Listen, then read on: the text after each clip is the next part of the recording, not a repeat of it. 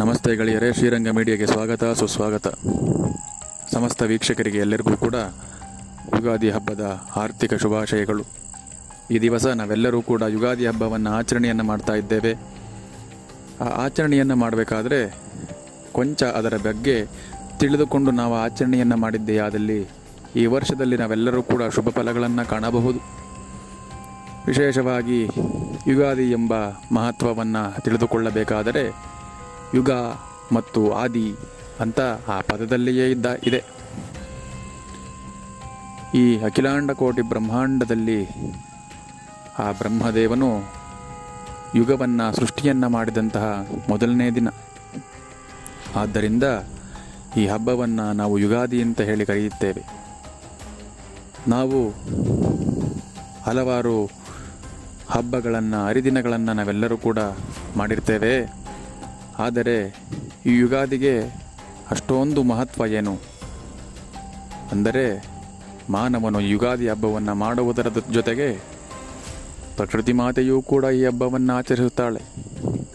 ಯಾವ ರೀತಿಯಾಗಿ ಅಂದರೆ, ನಾವು ಯಾವುದೇ ಹಬ್ಬಗಳನ್ನು ಮಾಡಿದರೂ ಕೂಡ ಪ್ರಕೃತಿ ಮಾತೆಯು ಅದಕ್ಕೆ ಸ್ಪಂದಿಸುವುದಿಲ್ಲ.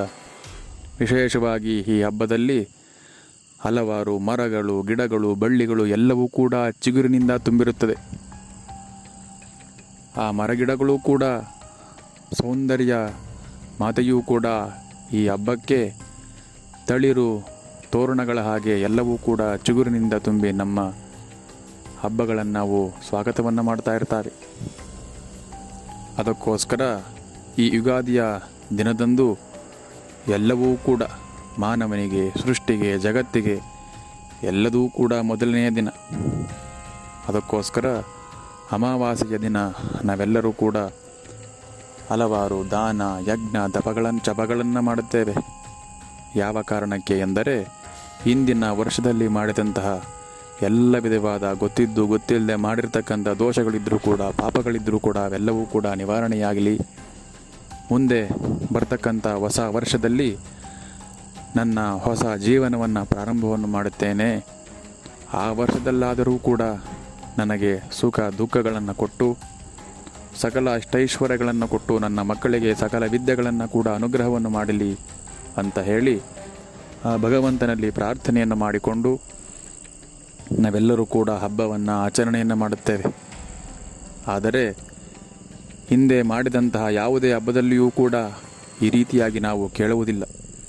ವಿಶೇಷವಾಗಿ ಈ ಹಬ್ಬವನ್ನು ಯಾವ ರೀತಿಯಾಗಿ ಆಚರಣೆಯನ್ನು ಮಾಡಬೇಕು ಅಂದರೆ, ಯುಗಾದಿಯ ದಿನದಂದು ಸೂರ್ಯ ಉದಯ ಆಗುವ ಮುಂಚೆ ನಾವೆಲ್ಲರೂ ಕೂಡ ಎದ್ದು ಎಲ್ಲರೂ ಕೂಡ ಅಭ್ಯಂಜನ ಸ್ನಾನವನ್ನು ಮಾಡಬೇಕು. ಎಣ್ಣೆ ಸ್ನಾನವನ್ನು ಮಾಡಿ ಭಗವಂತನಿಗೆ ಅತ್ಯಂತ ಪ್ರೀತಿಯಾದಂತಹ ಪ್ರಸಾದವನ್ನು ತಯಾರು ಮಾಡಿ, ಮನೆಯ ಮುಂದೆ ರಂಗವಲ್ಲಿಗಳು, ಮನೆಯ ಬಾಗಿಲಿಗೆ ತೋರಣಗಳನ್ನು ಕಟ್ಟಿ, ಮನೆಗೆ ಪುಷ್ಪ ರಾಶಿಗಳಿಂದ ಅಲಂಕಾರವನ್ನು ಮಾಡಬೇಕು. ಅದಾದ ನಂತರ ಭಗವಂತನಿಗೆ ಪಂಚಾಮೃತ ಅಭಿಷೇಕವನ್ನು ಮಾಡಿ, ನೈವೇದ್ಯವನ್ನು ಮಾಡಿ, ತನ್ನ ಇಷ್ಟರು, ಮಿತ್ರರು, ನೆಂಟರು ಎಲ್ಲರನ್ನೂ ಕೂಡ ಕರೆಸಿ, ಅಣ್ಣ ತಮ್ಮಂದಿರು ಎಲ್ಲರೂ ಕೂಡ ಒಟ್ಟುಗೂಡಿ ಈ ಪೂಜೆಯನ್ನು ಮಾಡಿ, ಮನೆಯಲ್ಲಿ ಅತ್ಯಂತ ಸುಖದಿಂದ ಎಲ್ಲರೂ ಕೂಡ ಈ ಪೂಜೆಯನ್ನು, ಈ ಹಬ್ಬವನ್ನು ಆಚರಣೆಯನ್ನು ಮಾಡಬೇಕು. ಆಚರಣೆಯನ್ನು ಮಾಡಿ ಆ ಭಗವಂತನ ಹತ್ತಿರ ನಾವೆಲ್ಲರೂ ಕೂಡ ಕೇಳಿಕೊಳ್ಳಬೇಕು, ಈ ವರ್ಷದಲ್ಲಿ ನನ್ನ ಯಾವುದೇ ಕಷ್ಟ ಕಾರ್ಪಣ್ಯಗಳು ಕೂಡ ಬಂದರೂ ಆ ಕಷ್ಟ ಕಾರ್ಪಣ್ಯಗಳನ್ನು ಗೆಲ್ಲುವ ಹಾಗೆ ನನಗೆ ಶಕ್ತಿಯನ್ನು ಕೊಡು ಅಂತ ಹೇಳಿ ಆ ಭಗವಂತನಲ್ಲಿ ಪ್ರಾರ್ಥನೆಯನ್ನು ಮಾಡಬೇಕು. ಈ ರೀತಿಯಾಗಿ ಎಲ್ಲರೂ ಕೂಡ ಆಚರಣೆಯನ್ನು ಮಾಡಿ, ಕೊನೆಯಲ್ಲಿ ಬೇವು ಬೆಲ್ಲ ಮಿಶ್ರಿತವಾದಂತಹ ಬೇವು ಬೆಲ್ಲವನ್ನು ನಾವೆಲ್ಲರೂ ಕೂಡ ತಿನ್ನಬೇಕು.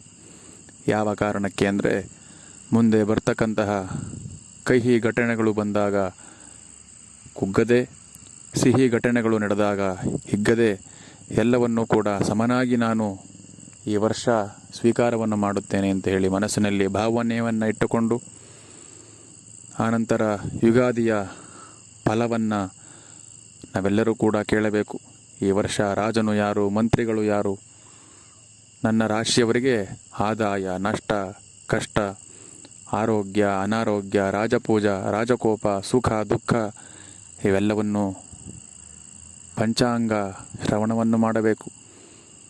ಆನಂತರ ಶ್ರವಣವನ್ನು ಮಾಡಿದ ನಂತರ ಮನೆಗೆ ಬಂದು ಮನೆಯಲ್ಲಿ ತುಪ್ಪದ ದೀಪವನ್ನು ಪುನಃ ಹಚ್ಚಿ ಭಗವಂತನಿಗೆ ಮಂಗಳಾರತಿಯನ್ನು ಮಾಡಬೇಕು.